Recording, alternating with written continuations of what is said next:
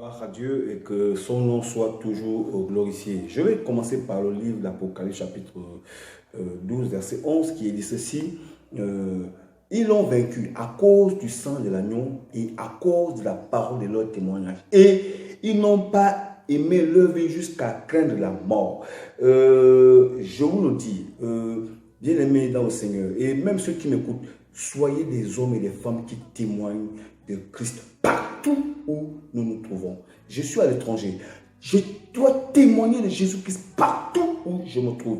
Partout, partout. Il faut que je répande la bonne odeur de Christ partout. Soyez des hommes et des femmes qui marchent dans la vérité, dans l'honnêteté, dans la pureté et qui ne s'arrêtent devant aucune situation. Soyez bénis au nom de Jésus-Christ. Amen. Alors, nous sommes aujourd'hui dans toujours notre thème sur donner à Dieu et le sous-thème c'est homme de Dieu, dîme, offrande. Alors, je vais lire ce petit prologue que j'ai écrit. La maison de Dieu est le lieu où doit se trouver tous les trésors. C'est la meilleure banque, meilleure réserve. Et la Bible appelle la maison du trésor. Parce que c'est cet endroit précis où doit se retrouver tout ce qui est précieux, tout ce qui est ornement, tout ce qui est beauté, diamant, or, tout ce qui est meilleur doit se retrouver dans la maison de Dieu, dans la maison du trésor. Et lorsque l'église, lorsque le temple est béni, toute l'église, le peuple est béni, le pays est béni, la terre est bénie, l'atmosphère est bénie, tout est béni. Et l'endroit, l'environnement dans lequel nous évoluons est vraiment béni. Si vous ne le savez pas, commencez à l'appliquer, vous allez voir. Alors, il y a une expression qui nous est souvent donnée ici, c'est pauvre comme un rat d'église. Vous voyez, c'est une appréhension du monde par rapport à l'église. C'est-à-dire que le monde voit comme l'église, le monde voit l'église comme étant un endroit où il n'y a rien, c'est la pauvreté. C'est-à-dire que les chrétiens, c'est les répits de la société. Les pasteurs, c'est les pauvres. Les chrétiens, c'est rien. L'image, c'est que les chrétiens, c'est les plus mal habillés. Ils ne peuvent pas évoluer, ils n'ont rien. En fait, c'est des hommes vides, c'est des hommes vraiment qui n'ont rien. Or, c'est tout le contraire. La Bible déclare que l'or et l'argent m'appartiennent. Donc, Dieu, il est riche. Et non seulement ça, Dieu, si vous lisez Apocalypse, vous allez comprendre combien de fois Dieu est dans un lieu somptueux avec toute la beauté dont on le décrit, c'est extraordinaire. Et tout ce qui vient de Dieu, tous ceux qui sont à Dieu devraient en principe refléter la gloire de Dieu. Alors, nous ne sommes pas pauvres. Moi, je ne suis pas pauvre. Il faut dire à quelqu'un, moi, je ne suis pas pauvre. Je suis un homme riche parce que mon père est riche.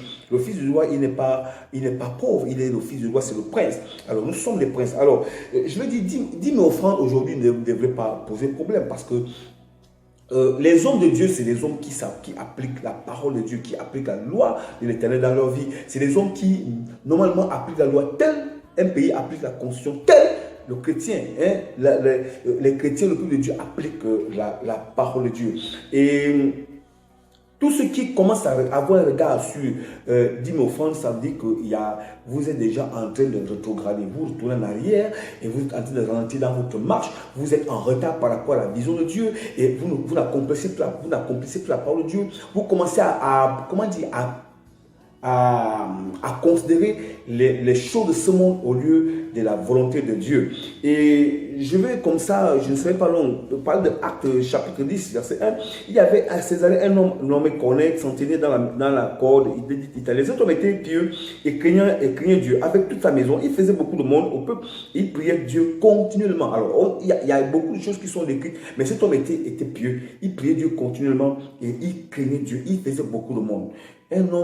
Cet homme, c'était un homme pieux. On a bien dit un homme pieux. Un homme pieux, il fait les choses que tout le monde, le commun des mortels, ne fait pas. Alors, Job aussi était un homme pieux. La Bible déclare qu'il y avait dans le pays de Job chapitre 1, verset 1, un homme qui s'appelait Job. Cet homme était intègre et droit. Il craignait Dieu et se détournait du mal.